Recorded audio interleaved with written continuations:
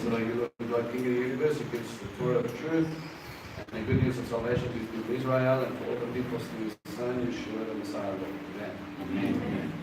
All right. So we were quite happily skipping through the story of a man with long hair. Okay. So let's lay down again. Shimshon. What does Shimshon mean? What do we do with the paleo? That's good. Anybody? Paleo is good fun. Right? Oh yeah, you're going to play catch-up. Right. We're actually going to start Judges 15. We did 13 and 14 last week. Okay? So when we looked at the paleo of Shimshon, while you guys are busy with that, we spoke about God rising up a man, a son by the name of Manoah. He comes from sun, from sunlight, sun, but you know, but I'm talking about paleo, not just his Hebrew. So he raises up Shimshon. Shimshon is what from birth? Nazarite. Okay, what's the difference between a Nazarite and a Nazarene? No, a Nazarene is someone who comes from Nazareth. Okay? It is one of the first identifiers we have of what we call a Christian. Okay, you have a couple of interesting little names just while we're there. You are either a Nazarene because you follow the one who came from Nazareth. You are a follower of the way. He is the way, the truth, and life. Ironically, or not so ironically, it's used actually in Scripture when God defines Torah. As Yeshua is the word, He says, "This is the way in which I will show you to go." And we have, where do we get our word Christian from? Christos. What does Christos mean? Greek meaning? Okay, it comes from Mashiach, but it's also to follow the cross, right? So you follow Mashiach. Those were a couple of terms they used to define it, but not to be confused with a Nazarite. Okay, Nazarite is someone who takes a vow. Sometimes he is a Nazarite from birth and he carries it on, or sometimes it is a period of a vow. Remember we said Paul, we believe, took a Nazarite vow, and now it's changed. And then it's because, right, we're not sure, but it says in I think it's Acts 18, he shaved off his hair, and so we go on. It's one of those things that when you complete the vow, or if you have to restart the vow, you shave your head, you put it on the altar, you give a specific offering, and it goes up, right? Everybody with me. What are the three things that we need to deal with Nazarites? Nothing touching from the vine, right? So, said from the vine, alluding to the fermentation. So you take nothing from the vine. What else? Okay, don't touch anything dead or unclean. No cutting hair. Right, and remember, how many of these are Samson broken already? 2. Right, number 1, he was skipping through the vineyards. Okay, remember? And then he just happened to stumble along the line. Ironic, the one place he shouldn't probably be, he finds something that wants to eat him. Alright, but God saves him. So we stop and we go, okay, this one is probably not done. Touch something dead? Right, kill the lion, he's like blown away by this, rips it apart as easy as what? What was the scripture reference? As you pull a young goat apart. I've never felt the desire of the need to try and feel what that feels like, but anyway, he did it, he ripped the lion in pieces, and then later he comes back skipping through the same vineyard, and he's just like, okay, oh look, honey.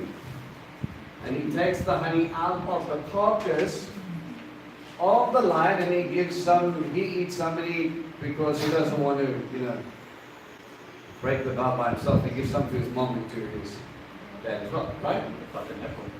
Yeah, see Eve. Alright, so we've got these two things. He's messed up twice. But he's still got his luscious locks, so therefore he is still identified, or is easily identified by someone who's set apart following a Nazarite vow. Okay?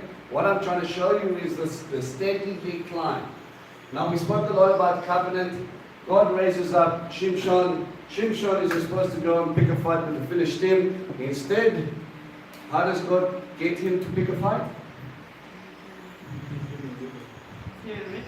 He's a bit flat first.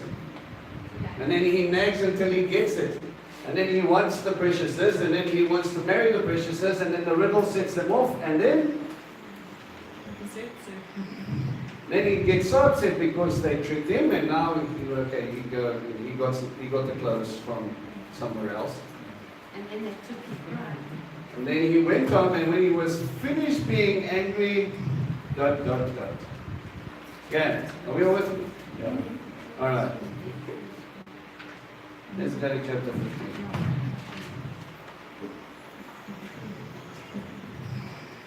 Okay. So we left off when the best man had now taken the wife on the seventh day. So that which was supposed to announce the blessing was the one used to take hold of the bride.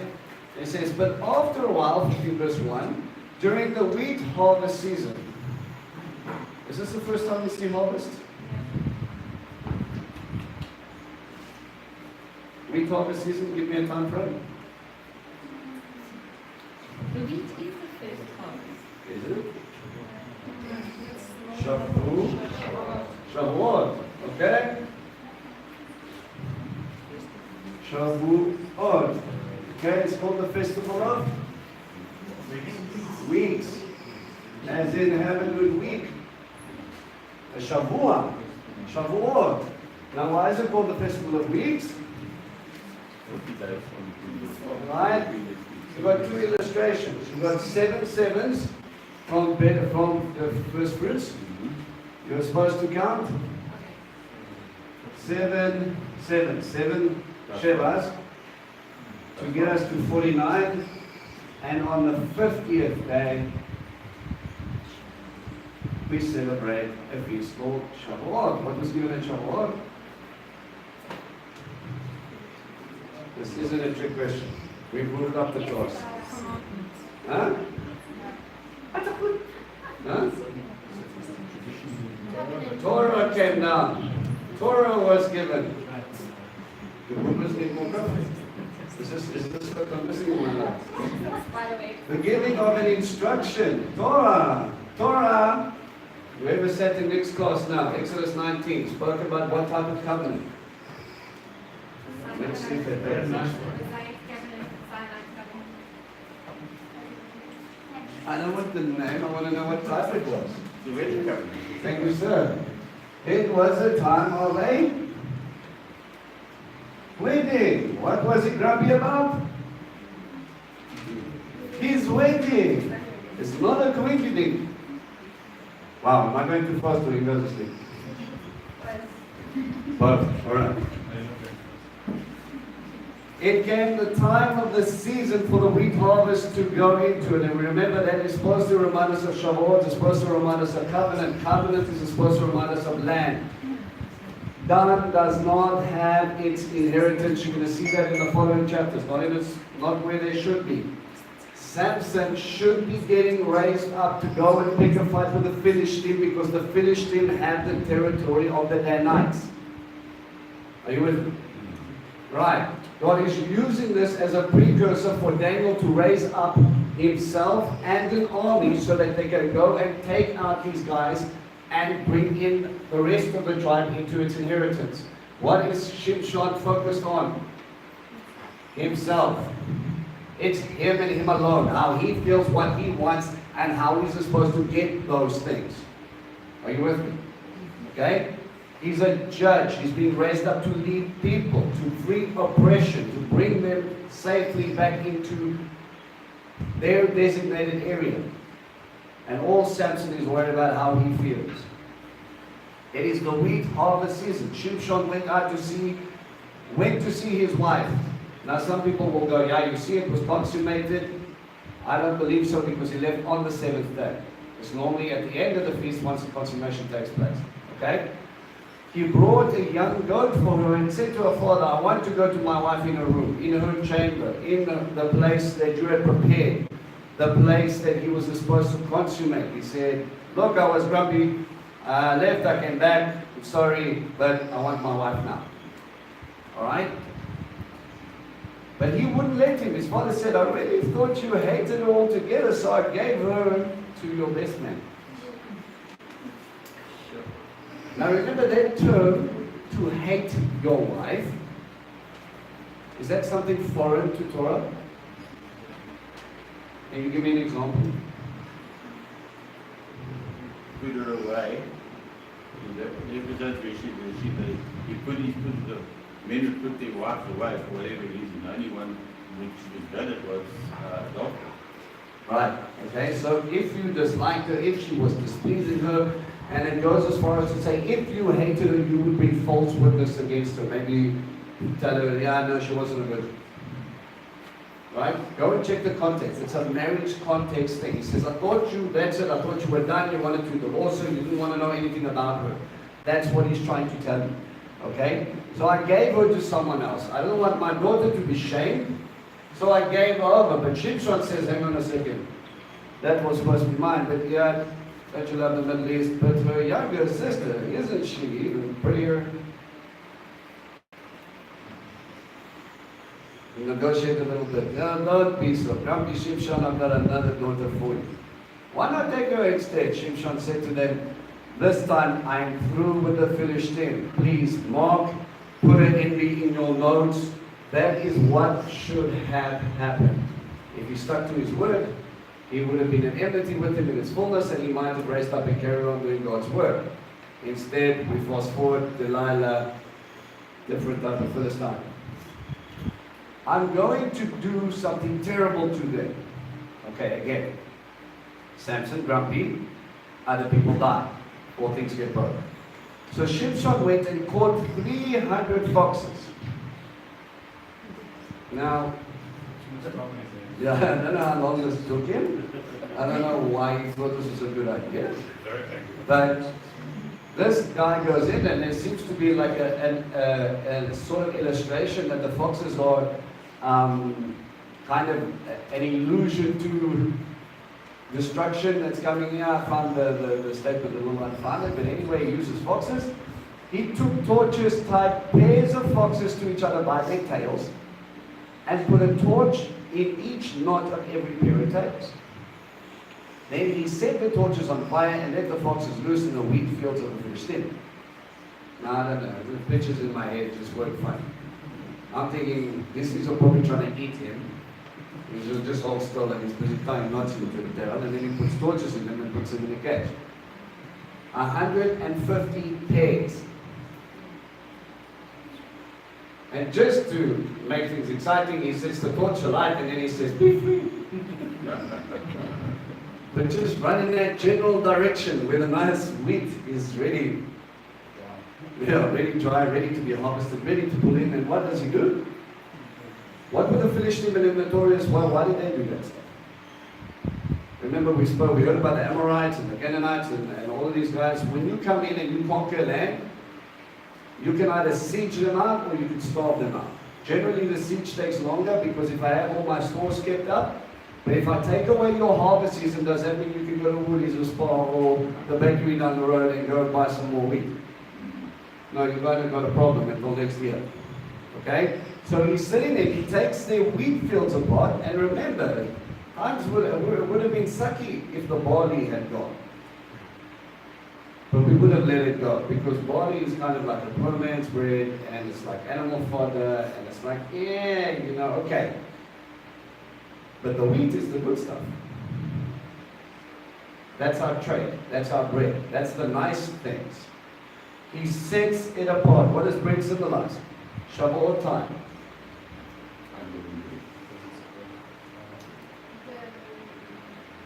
Shavuot. Torah. Yes, right. It is the bread from heaven. Okay? that comes down, like they were eating of the manna. In this way, he burnt up the harvested wheat along with the grain waiting to be harvested in the olive orchards as well. So we've got stacks of wheat that are being separated. We've got some that they're still busy cutting in, and we burnt down the olive orchards as well. So we took away their bread and we took away the olives. Oh no, no more Greek salad. How will you live? What are we dealing with here? What is it? Olives a picture of? Olive trees equal? Okay, you've got a couple of different images. Anointing. So, in a sense, he's the anointed one of God running around as the judge, going to do those things, and he's taking up their anointing. If we were going to use that illustration, can we? Not really, because the Philistines weren't really anointed. Okay? What does the olive trees represent? Life as well. Huh? Life as well. Olive oil in the end. In the menorah, but that's the olive oil. Bring it. Israel. Okay, so Israel is bringing judgment and destroying what's coming. Okay? So the Philistines who did this, they answered Shimshon, the son-in-law of the man from Timnah, because he took Shimshon's wife and gave it to the best man. Then the Philistine came and burnt both her and her father to death. Please pause. Isn't that exactly what they threatened they were going to do? If you don't give us the clue to the riddle, we're going to burn you and your father in your house. It was a chapter ago. And then they said, no. You think Samson probably would have protected the family. Instead, they caved, they broke covenant, and now what they feared came to fruition through the very people again. Except this time there was no Samson. Okay? Shimshon said to them, I will certainly have my revenge on you for such a thing. But after I do, I'll stop. It's an interesting conundrum here. Why didn't Samson just take it out on the father-in-law and the best man? Why does he feel the need to burn the entire field of the Philistines? Alright, you didn't stop them. Okay? But let me just stop here for a second. How many kings do we have in the Philistines?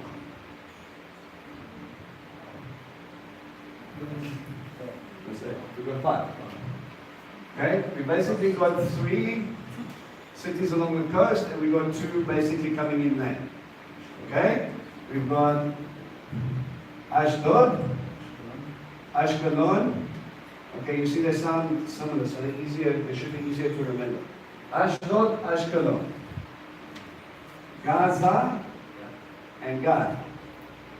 Again, G, A, and then you get a funny one called Ekron. 5 separate kingdoms, 5 separate kings, but yet part of a group called Philistine. Okay? So he burns down all of their fields. Now they're all very happy and they've got no problem turning on whoever's caused this. They don't go to Shimshon and say, we've got a problem with you. Not yet. They first punish their own. Then we go marching and then we're going to hold him accountable. I think I said I was going to say, right? Yeah. Infuriated, he began killing them right and left. It was a wait, did I skip something? No, right and left. It was a massacre. He went down and stayed in a cave at Etam Rock. Where's Etam Rock? Huh? A village of a tribe of Simeon. Possibly Simeon. Basically, where was Simeon? Inside Judah. So we're in Judah's territory, close to where the Philistines are. Where's the territory of that supposed to be? Supposed to be near the Philistine area, but we find that they later settle in a couple of chapters, they go way up north. This is telling you again that Dan isn't really got a place to go. It's like a bird cross, I'm going to go sit in someone else's territory and just wait up for a while. Normally you would go home. Where does Dan sit?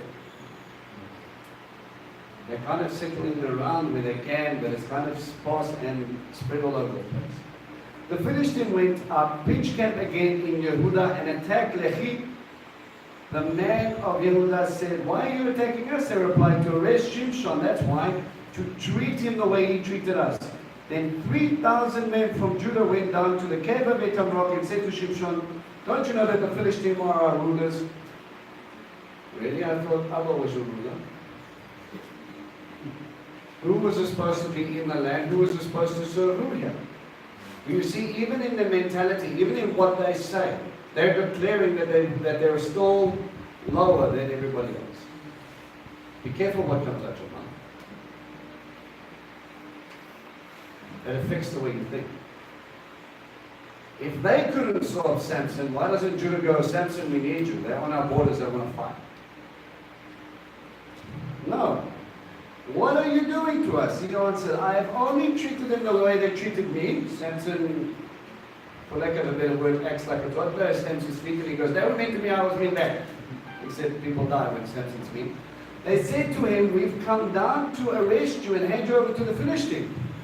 Shimshon replied, swear to me that you won't follow me yourselves. He says, I've been set apart, tell me you won't attack me. Make that promise and I'll go with you. So he still recognizes his brothers. They said to him, no, but we will tie you up and hand you over to them. Please make a little note. Foreshadow. He's going to be bound by ropes. Is it the true test of his strength or is it fake? Yeah, this is all cutesy. These ropes are not going to hold me. Right.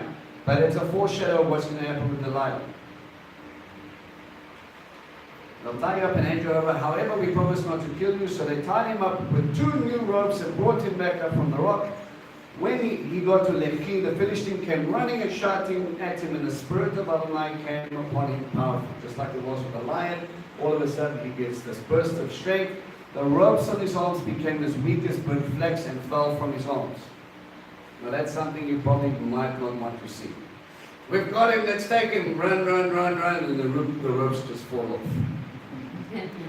Problem. He found a fresh donkey jawbone, took it in his hand, and with it he struck down 1,000 men. Alright, that's a really weird weapon of choice, don't you think? It's like, oh yes, I will use this donkey's jawbone and create mass destruction. Why a donkey's jawbone? Yeah, well no, this is not a fresh carcass, but something that has been decomposed completely. It's really about flesh and blood problem. But they would have rendered him a little like him. Something about the donkey. The donkey's really strong. No, not really. It's opportunistic. He just grabbed the weapon. He grabbed what he saw and then he started swinging. And when he looked up, 1,000 people dead. Remember there was a guy, I think his name, let me just check if I wrote it down, I think it was Shamgar. Yeah, Shamgar in Judges 3 verse 31, he took an ox goad, stick with a little point at the end, and he killed the 600 Philistines. So that which is the farming implement and used to control oxen, he takes and he kills 600 men. Gives Samson a jawbone and he kills 1,000. Samson said, with the jawbone of a donkey I left heaps piled on heaps. What imagery is he using?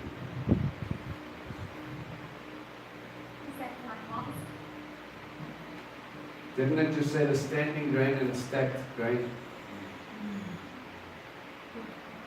There's judgment in this harvest. Creak, creak. Doesn't the Revelation talks about separating the wheat from the chaff, binding up the tares and burning them one side and putting the tares in stacks, and the wheat goes into the barn? He's separating wheat from the chaff. He's separating that which are coming up against God and that which are anointed of God. Okay? With the jawbone of a donkey I killed 1,000 men. After he finished speaking, he threw the jawbone away, and the place came to be known as Ramat Lechi, Jawbone Heights. It's a lovely reminder. Then he felt very thirsty. So he called upon Adonai, saying, you accomplished this great rescue through your servant. Alright, now stop there. Has Samson referred to himself as the servant of God? No, unless we missed it. He comes in and he goes, I understand that I could only do this. I got myself into trouble. They were going to come and kill me, and you rescued me. You brought this victory.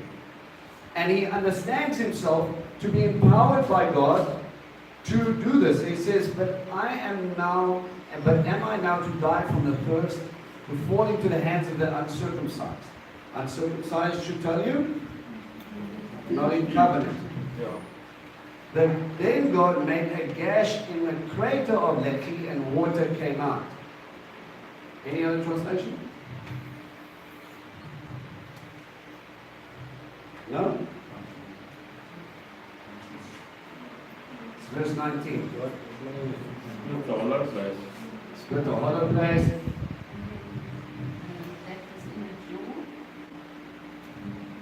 Basically, water coming out of a spring, out of the cleft of a rock. Alright? If we see something bursting forth out of a hole, should remind you of the time when they were on their way to receive Torah. Okay? Split the rock, the water came running out. Okay? Yes? Right. Okay. This is why the place is called Aim HaKoreh, the spring of Hebrew called, and it was there in Lehi until now. He judged Israel in the period of the Philistines for 20 years. And that probably should have been the end of Samson's story. Standing up, Philistines are now nervous, no one wants to come and mess with him, nice, peace and quiet, but it doesn't stop there. Isn't it interesting though, that Judah was supposed to be recognized Samson as the judge. He judged for 20 years. And yet they come to arrest their own judge and send him over. Odd, isn't it? With Gideon and everybody else, they went to go call him and told him to come and help, but not with Samson. They'd rather send him aside. Then Shimshon went to Gaza. Alright, please pause. Remember that little piece that I said we need to mark down? I'm finished with the Philistines.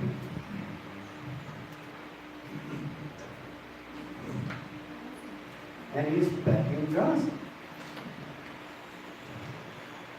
Right, Samson, what do you think you're doing? Where he saw a prostitute and went to spend the night with her. Right, the servant of God is hanging out in Gaza, chatting with a prostitute, and he decided to spend the night because he needed to talk about his feelings. Probably not so much. Alright? He forgets his victories. It's about him. It's about what he sees. It's about what he wants. It's always about Samson. The people in Gaza were told that Shimshon had come, so they surrounded the place where he was and also set up an ambush for him all night at the city gate. Alright, let's give you some pictures here, because city gates are quite an interesting thing. When we talk about a city gate, now archaeologically, when you go to Israel, you can determine a date or the period in the city according to what the gate looks like.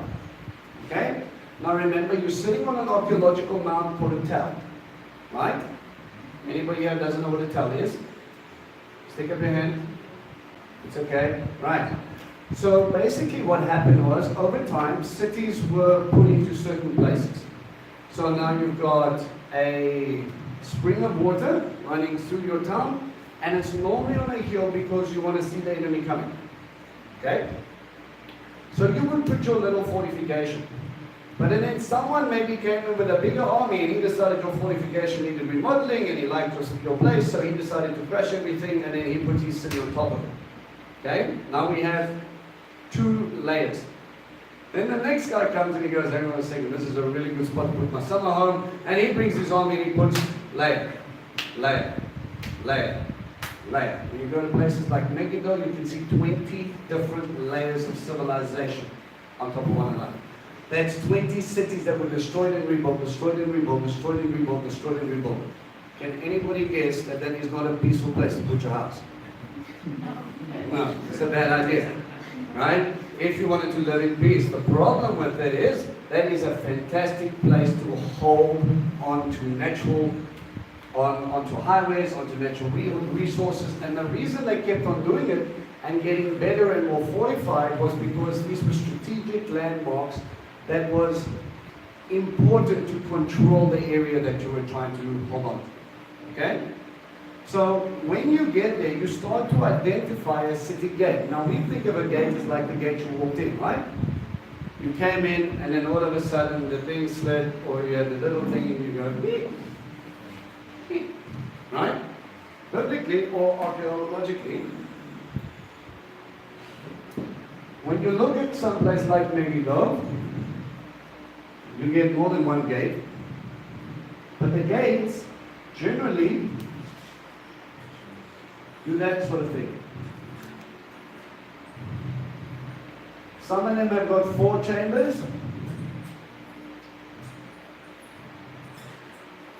Some of them have 6. Now, each room is basically a funnel. So the army decides we're going to run in and we're going to bust down the poles and the gate itself. But this whole complex is a city gate. Understand? Once we break through, they have elevated platforms or positions. So you come in and then all of a sudden, yes, we have space. And then what went from a 2-man line all of a sudden turned into a 10-man line. And then you took 5 steps forward and you hit another wall, and then the 10-man line had to come into a 2-man line. And then you take another 2 steps and then it became a 10-man line. And while you're doing that, people from up top are stabbing you with spears. You bring them into the funnel. It's very difficult to hold your shield up the whole time. You've got people facing forward. You've got people pressed up against each other. How can I swing my sword freely? I can't, so we channel them all the way. Remember that your hill is faced like this, and your first city gates are at the bottom of the hill. So you're fighting upward the entire time. How many of you have said hanging curtains and decided your shoulders got sore? Now you have to hold the shield up and run like this, and you're stabbing up the entire time. Everything is against you. So we pick our landscapes to help us get to this place so that the city gate, now the 4-chamber gate is one, I believe, you've got differences of opinion, but if it's a 4-chamber or a 6-chamber gate, they believe that it was in Solomon's period. Okay? When you go to Philistines, when you go to Ashkelon, those sort of things, they found an ancient city gate. I kid you not, it's probably about the gate itself. On a slight incline, you're probably looking at about 30 steps. And the structure that comes up is made out of stone. And it was probably around 10 foot thick. Okay? So it didn't have chambers as much, but it was a solid gate. Okay? Then you would have your wood, and then you would go in, and then once you got in, then you would have to fight from the outer city to go to the inner city, and so we would go on. Okay? So they bolted all the gates. They set an ambush around. Samson decides, they decide this. He said, now we've got him, we'll remember him from that time. Their plan was to do nothing at night, but to wait until morning and then kill him. However, Shimshon stayed in bed until midnight. And then he got up and took hold of the doors of the city gate and the 2 posts as well. All right. Let's draw this picture.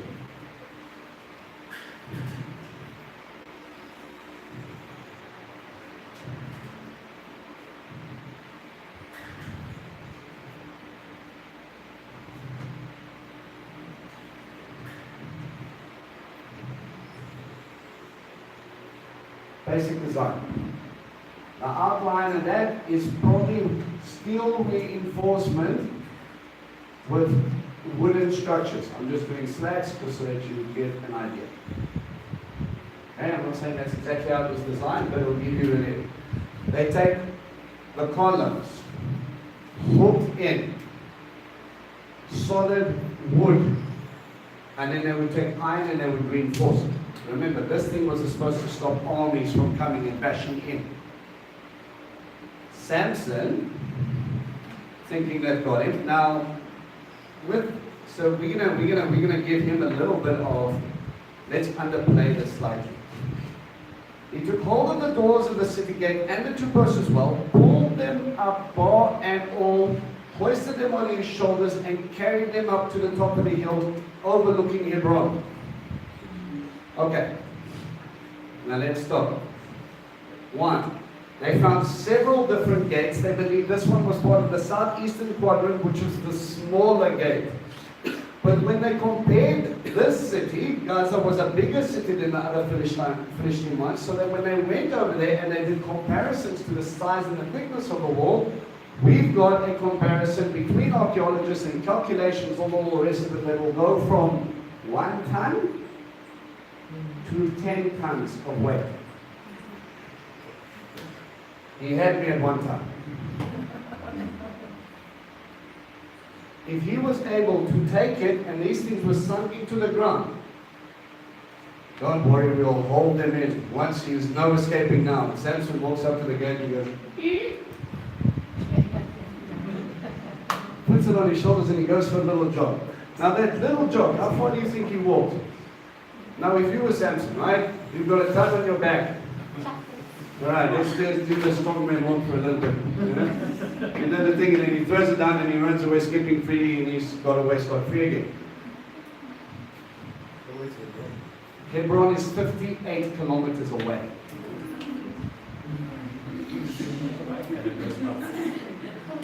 So not only did he pick up a ton, put it on his shoulders, he ran uphill probably around 40 to 50 kilometers. And when he got to the top of the hill, he decided, yeah, I'm done. This puts a little spin on the story. This guy wasn't just screwed on. Abba was giving him something. And what would be the point of this miracle? Samson, you said you were done. You slept with a prostitute, my boy. I don't think you understand this relationship that we are supposed to have. You're a judge of Israel. What's going on? Why would he allow him? Why wouldn't God just say, you know what, my boy, I'm finished? I tried, man. The 1,000 people and the jawbone thing should have taught you a lesson. It's not always about you. So what is it? What is he trying to show the Philistines? What is he trying to show them?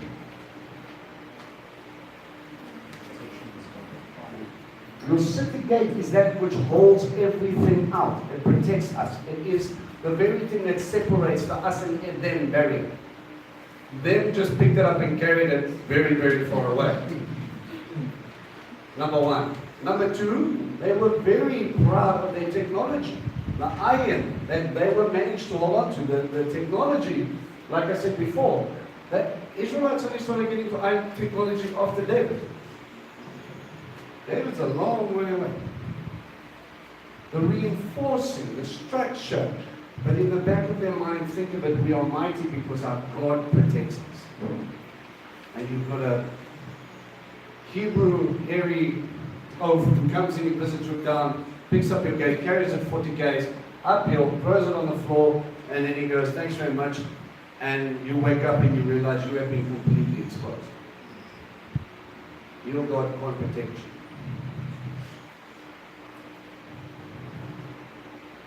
Your God's not strong enough.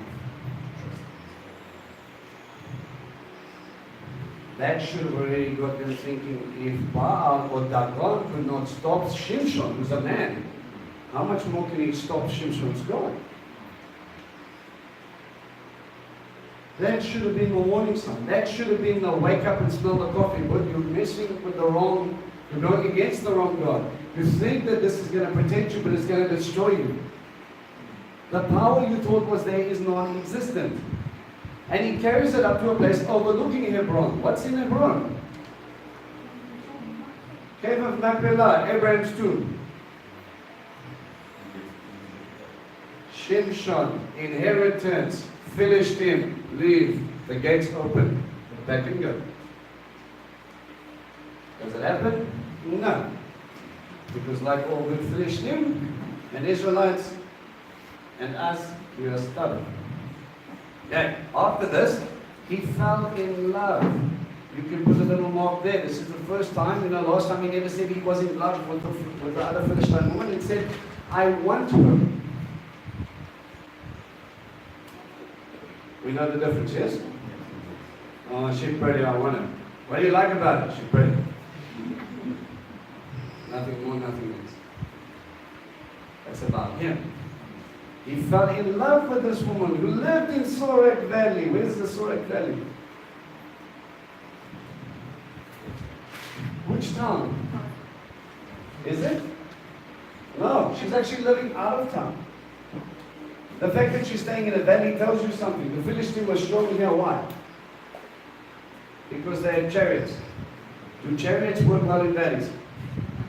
Generally not. Right, so she's living away from the Philistines. They're expanding, not just hiding in their little towns. They're actually going into the valleys, and if they're in the valleys, they start to go into the hills. There's a frontier town between the Philistines, and then they comes up in scripture, which is about here. More or less. It's called Bet Shemesh.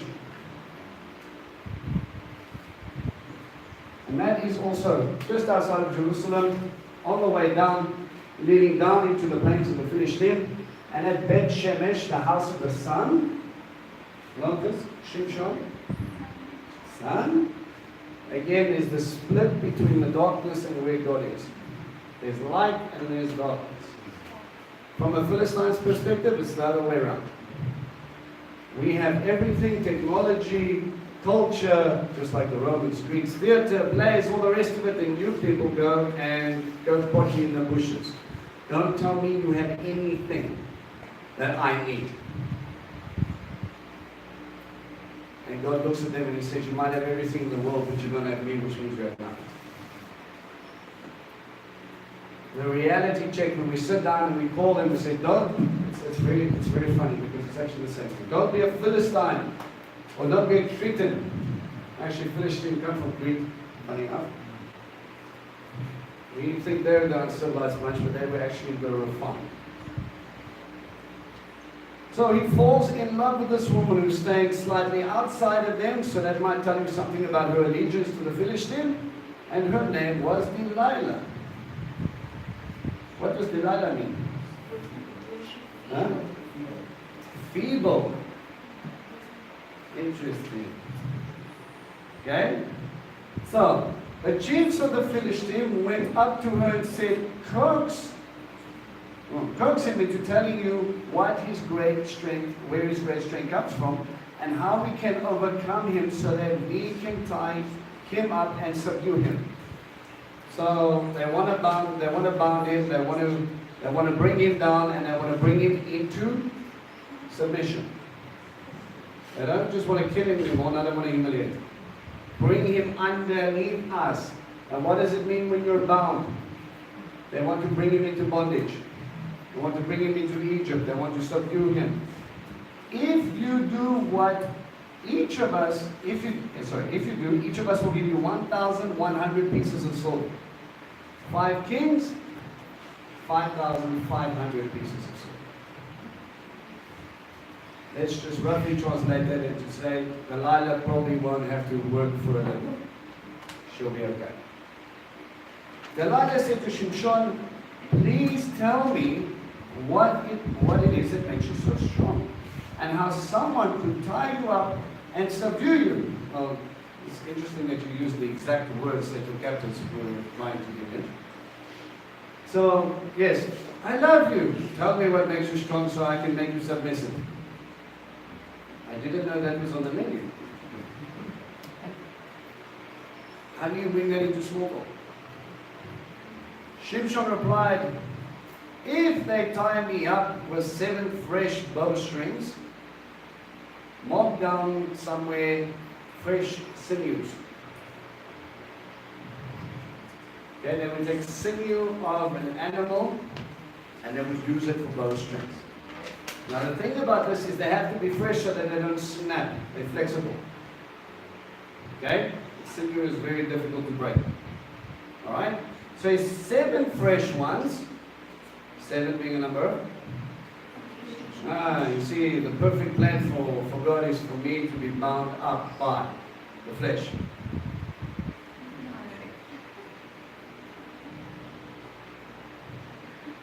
His problem is he's making a mockery of something that's supposed to be kept holy. You don't even joke about what is kadosh. What gives you your strength? God does. Nah, we're never going to figure this out. Nah, he toys with it. He plays with it. That's like, that's what we live. God protect us from this. But you come in and you do miracles. Allah does wonderful things through you, and then people go, what is your secret? Because they want to replicate it, sell it in a bottle or something. And you make the Ruach HaKodesh, the Holy Spirit, and you say, well, it's just my perfume in the morning. Am I giving glory to, or am I rejecting from? I'm making my calling come. I'm making my calling a joke. I'm making my set apartness into nothing. It's as simple as getting a bowstring tied. Really? Is that what happened? A barren woman miraculously gives birth, follows strict requirements, sees angels, sees miracles, sees this, he grows up, kills lions with his bare hand, gets saved, and it's about a bowstring. Not so much. It says, fresh bowstrings that have never been dried, I will become as weak as any other man. The chiefs of the Philistines brought to her 7 fresh bowstrings, she just had them lying around, which had not been dried, and she tied him up with them. Alright, first question. Like, if you trust me, you'll let me do this. What would be the point of taking away my strength? How am I supposed to protect you? No, it's about you being what? I'm just trying to play this out in my head. Now she had people lying in wait in the inside room. So in her house, they're sitting there waiting. She said to them, Shimshon, the Philistines have come for you. But he snapped the bowstrings as easily as a piece of straw breaks when it touches fire. And the source of his strength remained unknown. Clue number 1, she's trying to poison. Delilah said to Shimshon, you're making fun of me, telling me lies. Now come on, tell me what it takes to tie you up. All it takes, he answered, is to tie me up with new ropes that haven't been used. Oh, that happened not too long ago, remember? Now he's playing with the miracle. I'll become weak and be like anyone else. So Delilah took new ropes and tied him up and said to him, Shimshon, the Philistine will come upon you. The people lying in wait were there inside the room. But he broke the ropes from his arms as if they were like thread. Isn't it funny? Can you imagine being the Philistine waiting? We got him now. Snap. Stay where you are. Hiding in a cupboard. Don't make a noise. The pictures in my head. Delilah said to Shimshon, till now you have been making fun of me and telling me lies. It's funny. It seems like the other way around. Tell me what it takes to tie you up. He said, if you weave the 7 locks of my hair across a thread of wool, what has happened? Starts by binding my arms, probably binding my body, and it slowly starts getting closer to the actual source of the strength. So I mock and I joke, but I come closer to the truth. I take it less serious. 7 threads again. So he fastened her cloth work to the loom with a pin and wove his hair in. Then she said to him, Shimshon, please pause, before Shimshon gets another rude awakening. Why is the weaving part important? Weaving away. No. 2 different threads. Number 1, it's called sharnets, right? The forbidden mixture, right? Why? Because generally what's going to happen if you mix the 2 threads, one is for heating, one is for cooling, and they actually nullify each other. Right? Or one, when it gets wet, might pull away from here. Okay? So, it's a separation problem. Second picture. New and old. Well, it's going to pull it apart.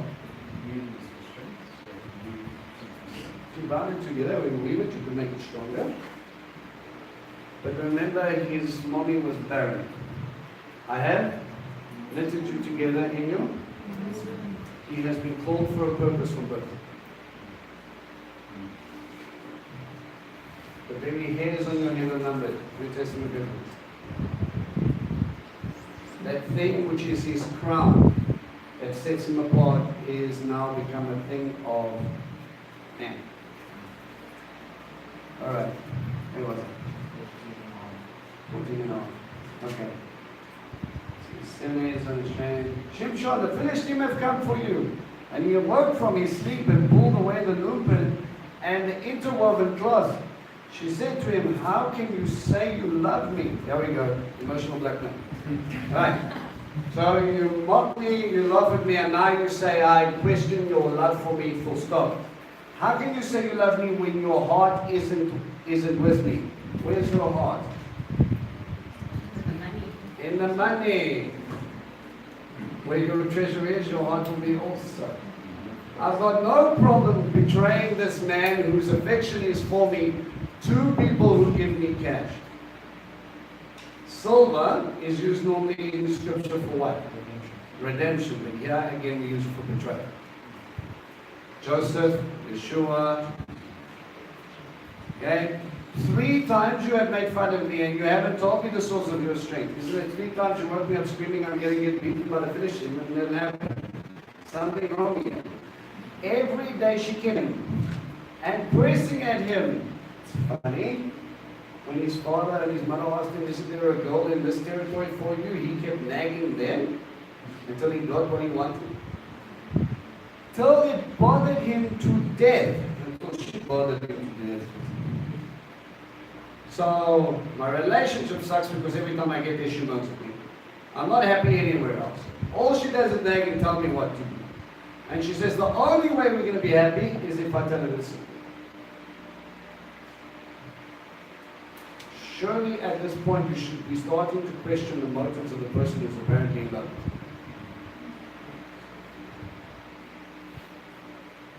Let's just do a little bit of marriage counseling here quickly. Before you get married, if you have an idea that you're going to change the person, it's not going to happen. In the right realms of marriage, submission is what? A gift. You cannot force it. It should be a gift laid down. Ladies, it is a gift you give to your husband. It is your choice. It is your life to give to him. Men, be worthy of that gift. Treat it as such. But here they want Shimshon to submit to her. And God wants Shimshon to submit to him. The submission is wrong.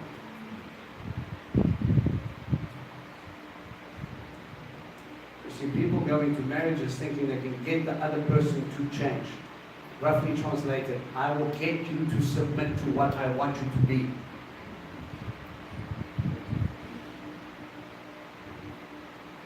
People that have been married for a lot longer than I have.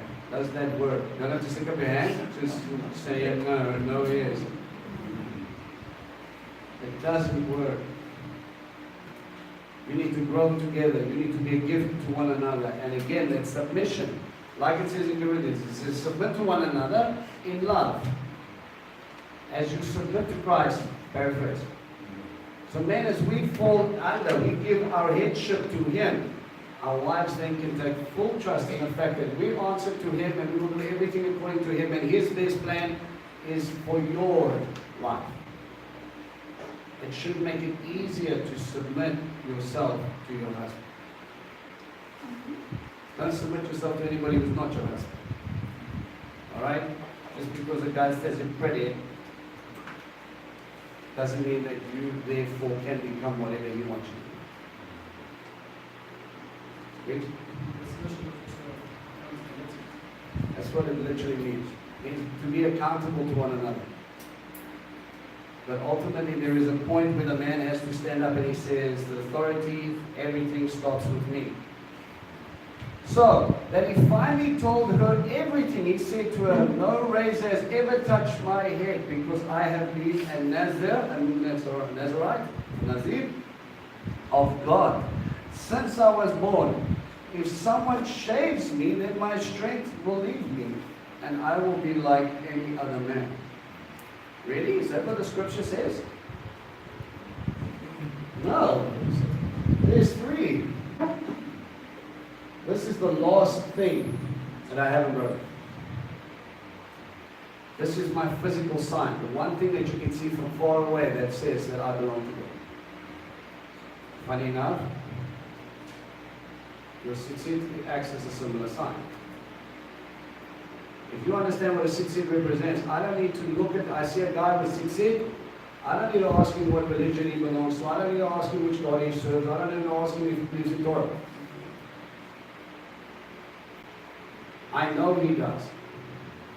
I know he does it because he wants to be with God. I know he's taking a stand for God's instruction. He's set apart, it is his choice, and he is displayed. Samson had nowhere to hide his hair. He said he was set apart. Right? When Delilah saw that he had really confided in her, she sent and summoned the chiefs of the Philistines with this message. Come up this one last time. Makes me think that they probably told her, you've got one last chance. Because he has finally told me the truth. The chiefs of the Philistines went up to her and brought her money with them. She said to him, go to sleep in her lap. Now when a man lays his head down in your lap and feels comfortable enough to go to sleep. Ladies, what does that feel like? He is completely dependent. You are his pillow, you are his pillar, you are his comfort. What does that tell you about Shimshon? Where else was he snuggling anybody in anybody's lap? He doesn't talk about it. That's it. That's the last thing that sets me apart. This is everything I am. I'm putting it on a plate, and he chose well. And while he was asleep in her lap, he called for a man to shave off his 7 locks of hair. So, gives you an idea that he probably braided it in 7 places. Then she began tormenting him, but his strength had gone away. She said, Shimshon, the Philistines have come for you. He awoke from his sleep and said, I will get up this time, just as I shook myself loose before. But he didn't know that Adonai had left him. That was the last one, my boy. No hair, no separation. And yeah, I have to teach you that this is not something to be toyed with. What do you think at this point this is just an evidence? I would be like what I come before. I know that my religion involves in things. Yeah, very much. So that's why it's like, okay, tell us if it's actually It's always been. Samson's problem is I. Always been. It's always been about self. Where am I? 21. So the Philistines seized him, gouged out his eyes, and took him down to Gaza. Oh, lovely. Why his eyes? Why his eyes? Why didn't they cut off his bicep? Right. The very thing, there's judgment in this. He says, you look after women, you looked after things, you looked after other stuff, and you got yourself into trouble. The thing which caused you to sin gets plucked out. Isn't it interesting that in the New Testament, when there's miracles, it seems to happen in reverse? The blind man from birth didn't know who this rabbi was. He says, believe you can heal me, and he heals him. And then he gets questioned. And then he goes, he was a rabbi when I called him, and then later he says he's definitely a prophet, because who's ever done this? And then when he meets with Yeshua in the courts again, and he goes, and he says, now do you see? He says, yes, you're the Mashiach. His eyes were open. Samson mocks, and his eyes get shut. You see truth and now it's gone from you. You had strength and now it's gone from you. You were a creation for a purpose. What are you doing with it? Nothing. Now you can be like ordinary people. They take him down to Gaza. There they bound him with 2 bronze chains and put him to work grinding grain. Isn't that ironic? You burn down our fields, we're going to make you work for the new fields. At the moment in the prison, however, after the hair on his head had been cut off, it began growing back again. God's saying, for a time you will be shamed and then you can come back. Isn't bond judgment itself? Bonds. Wrongs. Yeah, right. And also, you can see, mine is a lot stronger. They have lost of time, but they don't believe it. Yeah, it's not good, isn't it? Yeah, good point. You guys get that? Okay. The chiefs of the Philistines assembled to offer a great sacrifice to their God. And as they celebrated, they sang, our God has handed over to us our enemy Shimshon. Upon seeing him, the people praised their God. Our God has handed over to us our enemy who destroyed our land and killed so many of us. Guys, finally we can party, we can rest, everything will be fine. When they were in high spirits, they said, summon Shimshon to amuse us. And now we're going to mock him some more. So they called Shimshon out of the prison and he amused them. Okay, some translations say that he danced. That's not really in the Hebrew itself. But they were amused by him in the sense that, think about this. You're in the temple of your God, you're praising your God because your God kicked his God's butt. Now you bring him into the temple so that you can mock him some more. Can you even stand in front of our God, their God? No, you can't. You might have won a couple of battles, but eventually our God has won.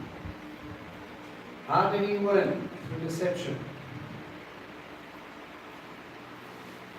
Sounds Revelations, doesn't it? When they put him between the columns, okay, now again, in this period, they had areas where they built. The roofs would be connected in an integral shape. I'm just going to show you the center, and there would probably be a center column or center columns, basically taking most of the weight of the structure. Okay? So because this is Dagon's temple, and they're gonna put him over there, they put him there in the center of it all. Everybody can laugh, everybody can joke, everybody can have a good time.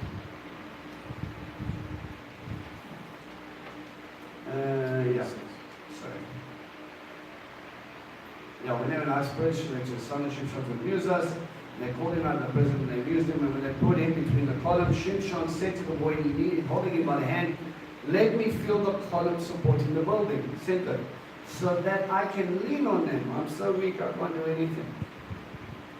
The building was full of men and women, and all the chiefs of the Philistines were there. In addition to them, there were about 3,000 men and women on the roof, watching as Shimshon performed, as he was being paraded.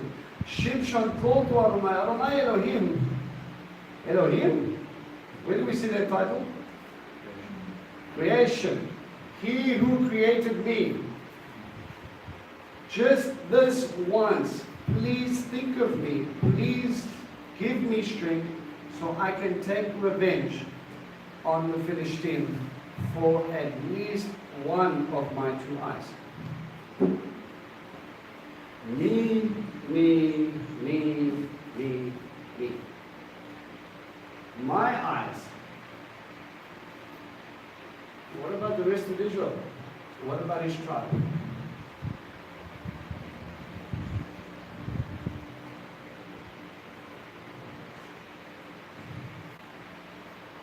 Shimshon got a good hold of the 2 middle columns supporting the building and leaned on them. On one with his right hand and the other at his left. Then crying, let me die with the Philistine.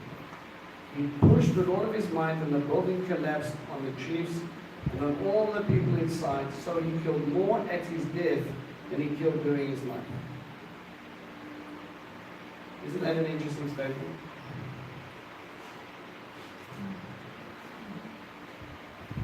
his biggest sacrifice was himself. His ego, his life, his thinking. God said, I will have my glory regardless. Why did God answer the call here? Why would God sacrifice you? Why would he give him the strength for that?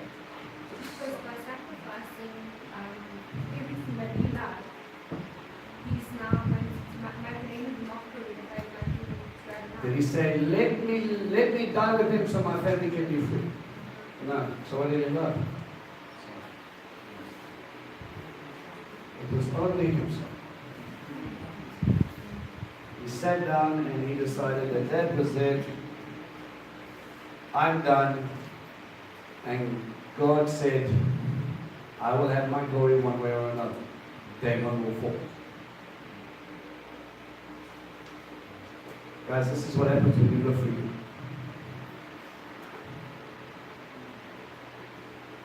It's not about your perception of what you're going through. It's what you are to the body that's going to change it. Everybody goes through difficult times.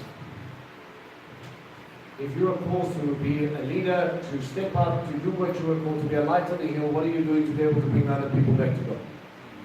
And even when you go into difficult times, how is God going to bring that testimony to the others to show that, look, your focus is not here, your focus is on fullness, on inheritance, on what should be happening.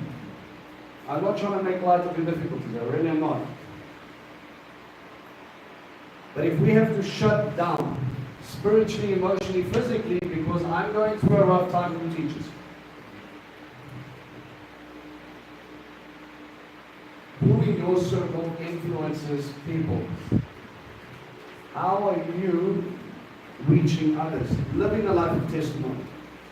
You know, there's a funny like Jewish proverb that goes along the lines of, you know, there was an angel who lived, or an angel who lived, there was an angel who came to an old lady who was sitting over there, and she really had nothing, and she was down in the stream, and she came up to him, he came up to her as a stranger, and he said, you know, shalom. And she said, shalom. He says, you know what? He says, look, you're okay, you know, is there anything I can do for you? And back in her house, she had very little. And she said, no, Baruch Hashem, I have more than enough. The angel looked at it, okay, that's nice. And when the old lady went back, her house was full of stuff.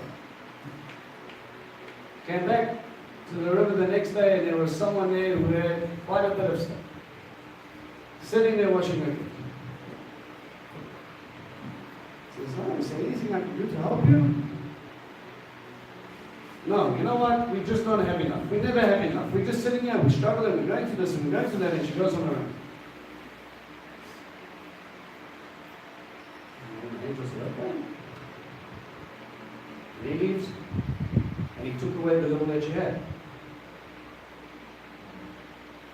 Simple thing is, you can either bless God for what you do have, or complain at Him because of what you don't have. One is going to bring Him glory. One is going to be grumbling.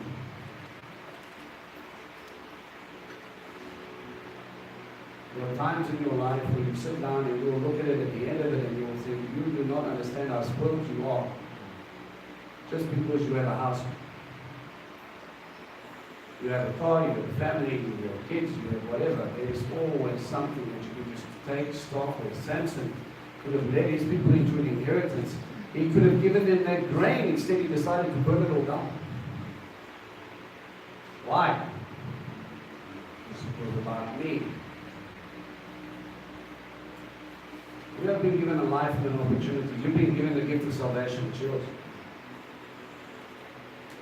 And everything is given you is a tool to use to be able to live that life so that you can help others see. From the clothes you're wearing now, to the food you ate before you came, the food waiting for you at home, and the electricity, the water, every single thing. Let me plead with you. Make the case like the Jewish, like the widow did with the little mite. When she went up and she gave her little contribution, even though it was like dropping cents in a tiny box, she gave everything of herself, is what Scripture said. And I'm telling you, that's more than money.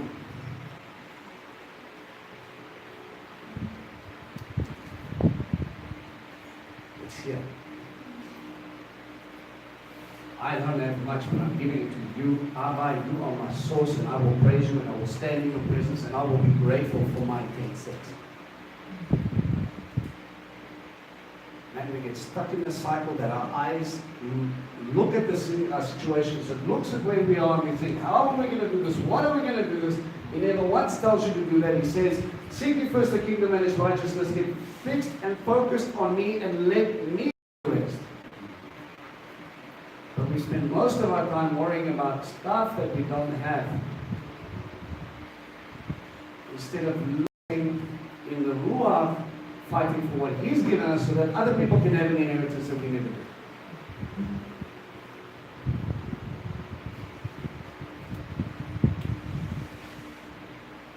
You have been given a gift that no amount of money can buy. If God gave you that Holy Spirit, if we gave you that Ruach to change you, to save you, to give you eternal life, how much would rich people pay for that at the end of their life? Would they not change their entire fortune for another 10 years? Why? Because you can always make more money. Time, lots of money. We get fixated on the wrong things. Samson got fixated on the wrong things. Interesting themes in this portion. He treats the Nazarite vow with casualness. Moral weakness robs the strong man of both spiritual stature and physical prowess. Eyes that led Samson astray were the eyes that were worn out. And his eyes were what he used to following the desires of his heart. No eyes forced him to walk in darkness, forced him to walk in circles, forced him not to focus on it, and now you hear him crying out to God.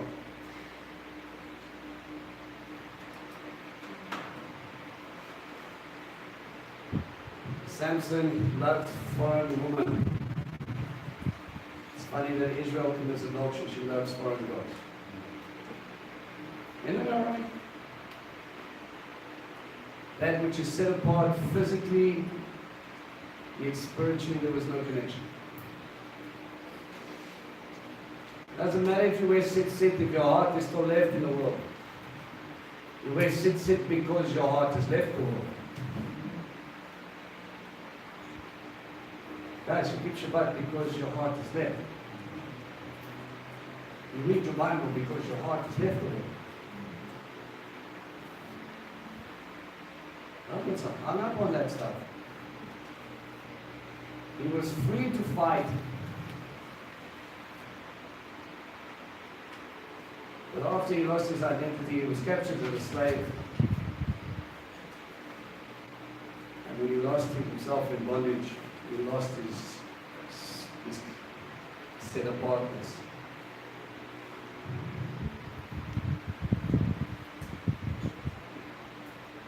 To be set apart, even in a nation that was set apart. Higher calling,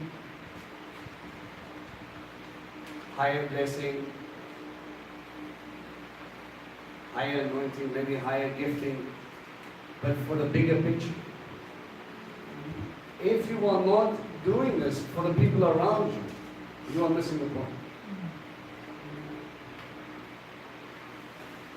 It starts off intrinsic. It's how I need to know my God, how I have that relationship, that I need to, and then it becomes, you know me, now go show others how. At what point are you going to stop focusing on you or neglecting your individual relationship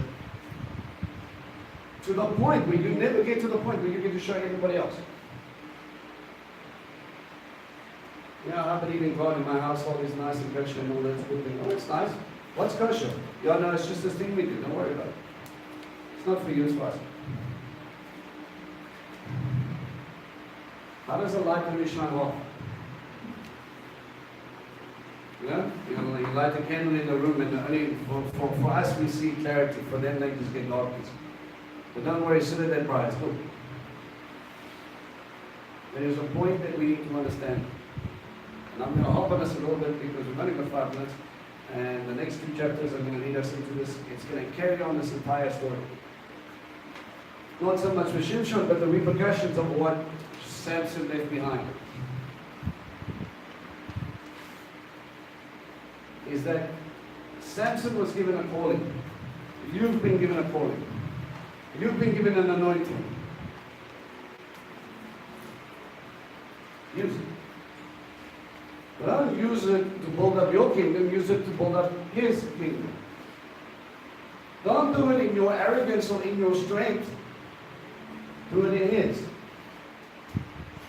And when you don't know what to do, maybe submission is the key, but instead of submitting yourself to things or to other people, you should submit yourself to your relationship with your Father. And if you get that in the back of your mind as your basis, your eyes won't be so focused on what you see in front of you. You might actually look up from time to time and realize the whole sky and the universe and everything is still flowing and everything is going down and the birds are still flying and they still have food and all the rest of it. And then you will be reminded that He says He loves you more than that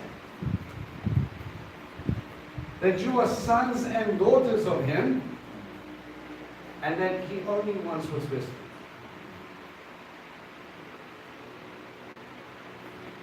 You know, it's a funny reminder when Nick mentioned today, you know, Abraham gets a covenant and he said, you are going to be a blessing to all the nations of the earth, famine.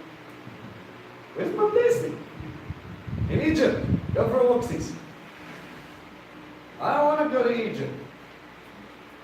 They think my wife's pretty. I don't like this idea. You're going to get me dead, God. How many of you question at times? You don't have to put up your hand. How many of you question at times the love of your Father? You don't doubt that He can. You doubt that He loves you enough to do it. Oh, you know, here I am, and I'm telling Him what I need, and He just doesn't do it. He doesn't break free, and I'm just waiting, and all this stuff. He's just never getting me to the next level. Next level in what? Comfort.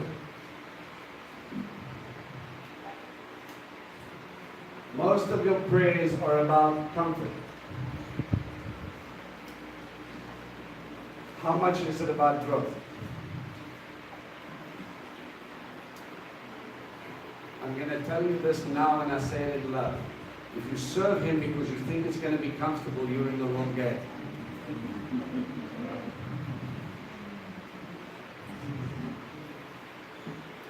Let me show you something that I learned. There's 2 images that you need to lock in your brain when things get tough. Number 1, He took them out of Egypt, He shook heaven and earth, and He led them into a wilderness. Scripture says, I did not bring you here to die. So stop pretending like it. If you brought me out of my bondage to give me life, Abba, show me the direction. If we need to stop at Mara, let's stop at Mara. If you want to show me something in Elim, let's stop at Elim. If you want to be bread from heaven, well, I haven't seen that, let's go. He brought you out to teach you stuff about Him and what He's promising you, and those promises are going to be fulfilled. Get your butt off the floor and walk to Sinai a little bit. There's an inheritance waiting for you just on the other side of the Jordan. But because we throw in tantrums down at Mara, we've never even went to the 2nd or 3rd stages of our journey. He has a plan and a purpose for everything you go through. He has never left you nor forsaken you. If you've left Him, come back. But I promise you, I was talking to my cousin yesterday, he was telling the guy who unfortunately, and we know has taken a little bit of a scenic route in the wilderness. And he keeps on funning him and telling him, he says, you know what, you might have taken 100 steps away from God, but He's only 1 step behind you. God been chasing you the whole time. All you need to do is turn around. The second image is the cross. If If he hated you, why would he say it? If he wanted to destroy you, he could have just let you carry on being you.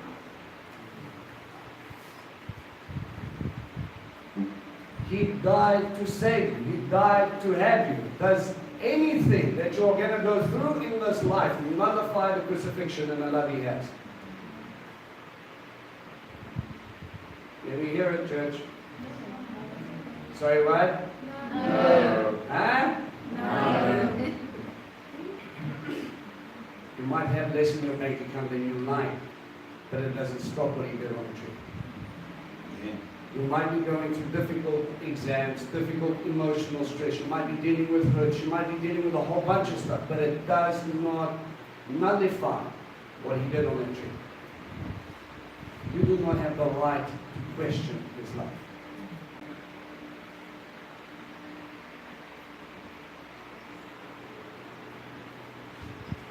What you can do is check your eyes, check your feet, and watch your mouth.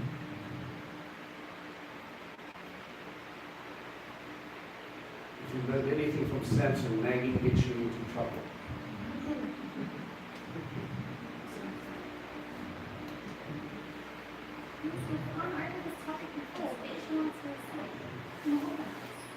Samson. This is not an individualistic approach, people. This is a family-based approach. If one of you suffer, we all suffer. Get with it. Get focused. Start taking ownership of where you are, what your eyes see, and what your mind perceives, and start chasing the things of the kingdom. And let God worry about how He's going to feed you. So much more complex than what you ever